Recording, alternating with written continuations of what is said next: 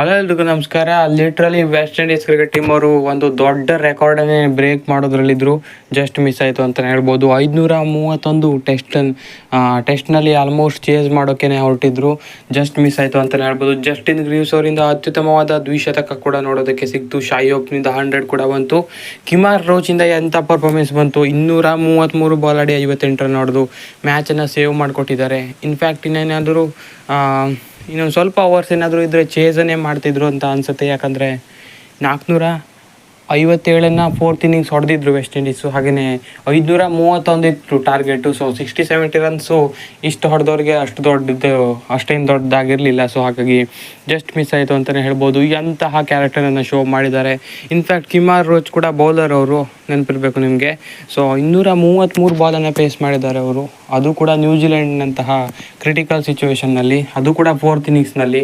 So ಬೆಂಕಿ ಅಂತಲೇ ಹೇಳ್ಬೋದು. ಸೊ ವೆಸ್ಟ್ ಇಂಡೀಸ್ ಕ್ರಿಕೆಟ್ ಮೊದಲೇ ಆಗಿತ್ತು, ಇವಾಗ ಹಾಗಿಲ್ಲ ಅಂತ ಹೇಳ್ತಾ ಇದ್ದಾರೆ. ಸೊ ಈ ಥರ ಒಂದು ಮ್ಯಾಚಸ್ಗಳು ಅವರು ಯಾಕೆ ದೈತ್ಯರಾಗಿದ್ದರು ಮೊದಲು ಅಂತ ಮತ್ತೆ ಪ್ರೂವ್ ಮಾಡ್ತಾ ಇದೆ. ಸೊ ಈ ಟೆಸ್ಟ್ ಟೀಮು ಕೆಪೇಬಲ್ ಇದ್ದಾರೆ ಅಂತ ತೋರಿಸ್ತಾ ಇದ್ದಾರೆ ಎಲ್ಲ ಕಡೆ ಹೋಗಿ. ಆ ಹಳೆಯ ವೆಸ್ಟ್ ಇಂಡೀಸ್ ಆಗೋ ಥರ ಆಗುತ್ತೆ ಅಂತ ಅನಿಸುತ್ತೆ. ಸೊ ಆ ಥರ ಕ್ಯಾರೆಕ್ಟರ್ನ ಶೋ ಮಾಡ್ತಾ ಇದ್ದಾರೆ. ಸೊ ಈ ಮ್ಯಾಚ್ನಲ್ಲಿ ಏನೇನಾಯಿತು ಅಂತ ನೋಡೋಣ ಈ ವಿಡಿಯೋದಲ್ಲಿ. ಅದಕ್ಕೂ ಮೊದಲು ಚಾನಲ್ಗೆ ದಯವಿಟ್ಟು ಸಬ್ಸ್ಕ್ರೈಬ್ ಮಾಡಿ. ಬನ್ನಿ ವಿಡಿಯೋನ ಪಟ ಅಂತ ಸ್ಟಾರ್ಟ್ ಮಾಡೋಣ. ಸೊ ಮೊದಲೇದಾಗಿ ಹೇಳಬೇಕು ಅಂದರೆ, ಮೊದಲ ಇನ್ನಿಂಗ್ಸ್ ನ್ಯೂಜಿಲೆಂಡ್ 231ಕ್ಕೆ ಆಲ್ಔಟ್ ಆಗಿದ್ದರು. ಸೊ ಅದಕ್ಕೆ ಪರವಾಗಿ ಫಸ್ಟ್ ಇನ್ನಿಂಗ್ಸ್ನಲ್ಲಿ ವೆಸ್ಟ್ ಇಂಡೀಸ್ ತಂಡ 167ಕ್ಕೇ ಆಲ್ಔಟ್ ಆಗಿದ್ದು. ಸೊ ಸ್ವಲ್ಪ ಇಲ್ಲೇನಾದರೂ ಪುಷ್ ಏನಾದರೂ ಮಾಡ್ಕೊಂಡಿದ್ರೆ 200-220 ಹೀಗೆ ಹೊಡೆದು ಆಲ್ಔಟ್ ಆಗಿದ್ದರೆ ಪಕ್ಕ ಒಂದು ಬೆಂಕಿ ಚೇಸ್ ಆಗಿರೋದು. ಯಾಕಂದರೆ ಟಾರ್ಗೆಟ್ ಆವಾಗ ಒಂದು 460-70 ಇವಾಗೇನು ಹೊಡೆದಿದ್ದಾರೆ ಅಷ್ಟೇ ಇರ್ತಾಯಿತ್ತು ಖಂಡಿತವಾಗ್ಲೂ. ಸೊ ಸೆಕೆಂಡ್ ಇನ್ನಿಂಗ್ಸ್ ನ್ಯೂಜಿಲೆಂಡ್ ಅಬ್ಬರದ ಬ್ಯಾಟಿಂಗ್ ಮಾಡ್ತಾರೆ. ಯಾಕಂದರೆ ಲಾಥಮ್ ಮತ್ತು ರವೀಂದ್ರ ಅವರಿಂದ ಅತ್ಯುತ್ತಮವಾದ ಪಾರ್ಟ್ನರ್ಶಿಪ್ ಬರುತ್ತೆ. ಟಾಮ್ ಲಾಥಮ್ 145 ಹೊಡೆದ್ರೆ ಸಚಿನ್ ರವೀಂದ್ರ 176 ರನ್ನನ್ನು ಹೊಡಿತಾರೆ.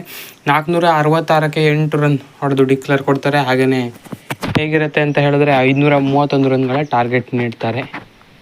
ಸೊ 2 ದಿನ ಏನೋ ಇತ್ತು ಅನಿಸುತ್ತೆ ಆಲ್ಮೋಸ್ಟು ಬ್ಯಾಟಿಂಗ್ ಮಾಡೋದಕ್ಕೆ ವೆಸ್ಟ್ ಇಂಡೀಸ್ ತಂಡಕ್ಕೆ. 163 ಅವರ್ಸ್ ಅಂದರೆ ಅಷ್ಟೇ, ಆಲ್ಮೋಸ್ಟ್ 2 ದಿನ ಬ್ಯಾಟಿಂಗ್ ಮಾಡಿದ್ದಾರೆ. ಸೊ 531 ಟಾರ್ಗೆಟು, ಅದು ಕೂಡ 2 ದಿನ ಸರ್ವೈವ್ ಆಗಬೇಕಿತ್ತು. ಹೇಗೆ ಆಗಬೇಡ, ವೆಸ್ಟ್ ಇಂಡೀಸ್ ತಂಡ ಅತ್ಯುತ್ತಮವಾಗಿ ಆಡಿದ್ದಾರೆ ಅಂತ ಇದರಲ್ಲೇ ಗೊತ್ತಾಗುತ್ತೆ.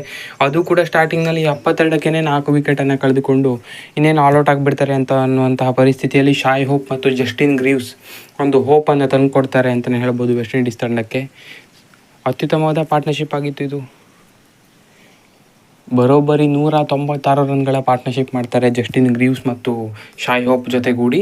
ಅದು ಕೂಡ 382 ಬಾಲನ್ನು ಈ ಜೋಡಿ ಪೇಸ್ ಮಾಡ್ತಾರೆ. ಸೊ ಆಲ್ಮೋಸ್ಟು ನ್ಯೂಜಿಲೆಂಡ್ ಬೌಲರ್ಸ್ಗಳಿಗೆ ಬೆವರಿಳಿಸಿ ಸುಸ್ತು ಮಾಡಾಕ್ಬಿಟ್ರು ಅಂತಲೇ ಹೇಳ್ಬೋದು.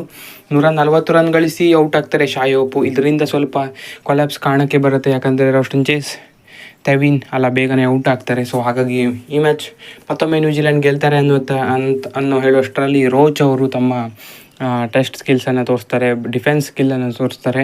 ಬರೋಬ್ಬರಿ 233 ಬಾಲನ್ನು ಪೇಸ್ ಮಾಡಿ 58 ರನ್ ಹೊಡೆದು ನಾಟ್ಔಟ್ ಆಗಿ ಉಳಿತಾರೆ. ಇನ್ನೊಂದು ಕಡೆ ಜಸ್ಟಿನ್ ಗ್ರೀವ್ಸ್ ಸಖತ್ತಾಗಿ ಆಡಿ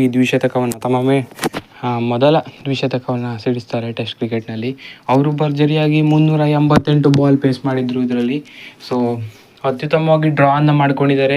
ಆಲ್ಮೋಸ್ಟ್ ಹಿಸ್ಟ್ರಿ ಬರೆದಿದ್ರು ಅಂತಲೇ ಹೇಳ್ಬೋದು. 531 ಇನ್ನೊಂದು 20 ಓವರ್ ಕೊಟ್ಟರೆ ಚೇಸೇ ಮಾಡಿಬಿಡ್ತಾಯಿದ್ರು ಅನಿಸುತ್ತೆ. ಸೊ ವಿಕೆಟ್ ಹೋದರೆ ಅದು just A matter of time, ಅದು ನಮಗೂ ಗೊತ್ತಿದೆ. ಸೊ ಆದರೂ ಕೂಡ 457 ರನ್ ಹೊಡೆದಿದ್ದಾರಲ್ಲ, ಅದಕ್ಕೂ ಶಾಬಾಷ್ ಹೇಳಲೇಬೇಕು. ಅದು ಕೂಡ ಫೋರ್ತ್ ಇನ್ನಿಂಗ್ಸ್ ನ್ಯೂಜಿಲೆಂಡ್ ಕಂಡೀಷನ್ನಲ್ಲಿ. ಸೊ ಏನಿಸ್ತು ಈ ಮ್ಯಾಚ್ನ ಕುರಿತಾಗಿ, ವೆಸ್ಟ್ ಇಂಡೀಸ್ ಬ್ಯಾಟಿಂಗ್ ಹೇಗೆ ಅನಿಸ್ತು ಅಂತ ಕಮೆಂಟ್ ಮಾಡಿ ತಿಳಿಸಿ.